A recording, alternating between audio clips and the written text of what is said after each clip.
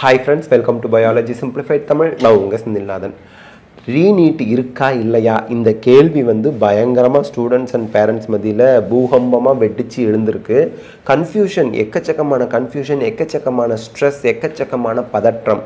இப்போ நான் தெளிவா சொல்லிடுறேங்க. இன்னைக்கு அதாவது 20ஆம் தேதி ஜூன் 20ஆம் தேதி சுப்ரீம் கோர்ட்ல கேஸ் விசாரணைக்கு வந்திருக்கு. அந்த கேஸ் எதுக்கு அப்படின்னா 1563 ஸ்டூடெண்ட்ஸுக்கு ரீநீட் வச்சாங்கல்ல, அது வேண்டாம், எங்களுக்கு கிரேஸ் மார்க் போட்ட மார்க்கோட எங்களுக்கு அதே மார்க் தான் இருக்கணும், எங்களுக்கு ரீநீட் எக்ஸாம் வைக்காதீங்க அப்படின்னு கேஸ் போட்டிருந்தாங்க. அதுக்கு உச்சநீதிமன்ற நீதிபதிகள் என்ன சொல்லியிருக்காங்க? உச்சநீதிமன்ற ஜட்ஜஸ் அதாவது ரீநீட் எக்ஸாமினேஷனை கேன்சல் பண்ண மாட்டோம், ஜூன் 23 நீங்கள் எக்ஸாம் எழுதுறீங்க அப்படின்ட்டாங்க. இன்றைக்கி அதற்கான அட்மிட் கார்டும் ரிலீஸ் ஆகிடுச்சு. அதே கேஸோடையே கவுன்சிலிங்க்கு ஸ்டே கொடுங்க அப்படின்னு சொல்லியிருந்தாங்க. எக்ஸாம் போயிட்டுருக்கு அப்படின்னா கவுன்சிலிங்கும் நடக்கும். இந்த இடத்துல நம்ம புரிஞ்சிக்க வேண்டியது என்னென்னா, நீட் 2024 எக்ஸாம் மே 5ஆம் தேதி முடிஞ்சு போச்சு.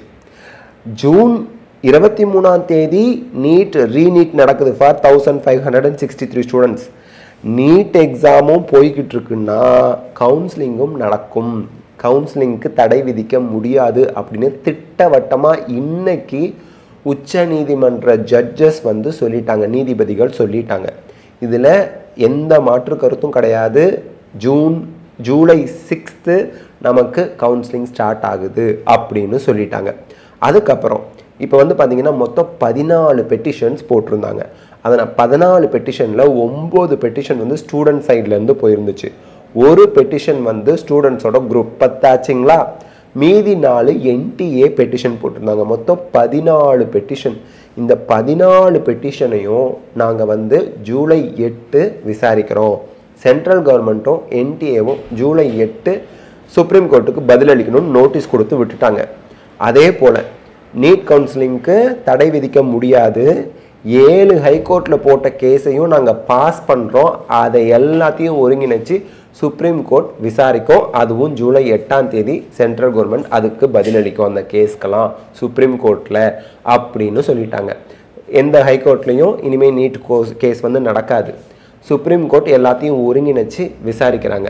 இப்போது இன்னைக்கு ஜூன் 20ஆம் தேதி நடந்த விஷயங்கள் சுப்ரீம் கோர்ட்டில் என்ன சொல்லுது? ஜூலை 6 கவுன்சிலிங் நடக்கும். 1563 ஸ்டூடெண்ட்ஸுக்கு ஜூன் 23 நமக்கு ரீநீட் நடக்கும். அவங்க விருப்பப்பட்டால் எழுதலாம், விருப்பப்படாட்டி எழுத வேண்டாம். ஹால் டிக்கெட் இன்றைக்கி ரிலீஸ் பண்ணிட்டாங்க அந்த ரீநீட்டுக்கு. ஜூன் 30 ரிசல்ட் விடப்படும். ஜூலை 6 கவுன்சிலிங் நடக்கும். ஜூலை 8 மறு விசாரணை, திருப்பி விசாரிப்பாங்க இந்த கேஸை. எங்கள் சுப்ரீம் கோர்ட்டில் கேஸ் ஒரு சைட் போயிட்டுருக்கோம், கவுன்சிலிங் இங்கே நடந்துக்கிட்டு இருக்கோம். இதுதான் விளக்கம்.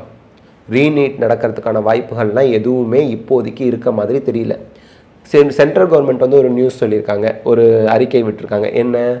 சுப்ரீம் கோர்ட் அனுமதி கொடுத்தா, சுப்ரீம் கோர்ட் ஆர்டர் போட்டால் நாங்கள் ரீநீட் நடத்துகிறோம்.